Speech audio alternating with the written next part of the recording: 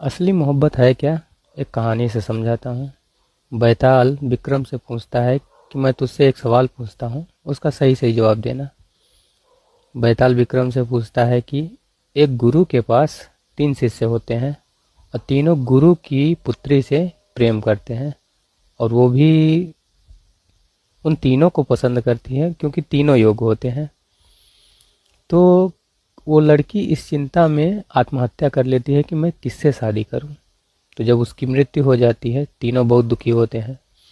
तो उसमें से एक क्या करता है, उसकी चिता के पास समाधि लगा लेता है और ये जानने की कोशिश करता है कि मैं ऐसा कोई मंत्र सीख लूं कि मैं इसको फिर से जिंदा कर पाऊं।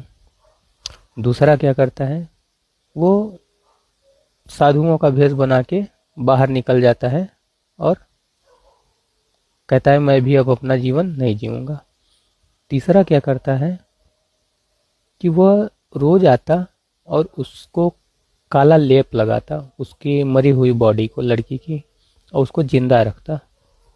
मैं इसे हमेशा जिंदा रखूंगा, जब तक मैं जीवित रहूंगा इसको भी जिंदा रखूंगा। ऐसे ही सिलसिला कई साल तक चलता रहा। फिर वो जो उस डेड बॉडी की समाधि के पास ध्यान लगाए बैठा था, उसको कुछ गुरु मिल जाते हैं। वो उसको ऐसा मंत्र दे देते हैं कि जिससे कि वो उसको जिंदा कर सके।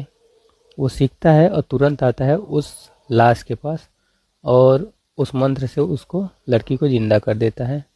लड़की फिर से जिंदा। अब तीनों फिर से खड़े हो गए कि शादी कौन करेगा।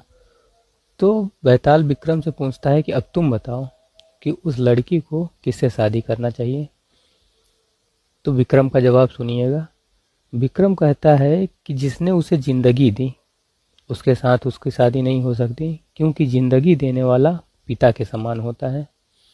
अब बचा दूसरा, जिसने उसकी लेप लगा के उस शरीर को सुरक्षित रखा, उससे भी शादी नहीं हो सकती, क्योंकि जो परवरिश करता है वो भी होता है माँ बाप या परवरिश करने वाला। तो अब जो तीसरा बचा कि जो कि चला गया था सब कुछ छोड़ के, तो इसी को असली मोहब्बत करते हैं। असली मोहब्बत का मतलब कुछ देना होता है, ना कि लेना। धन्यवाद।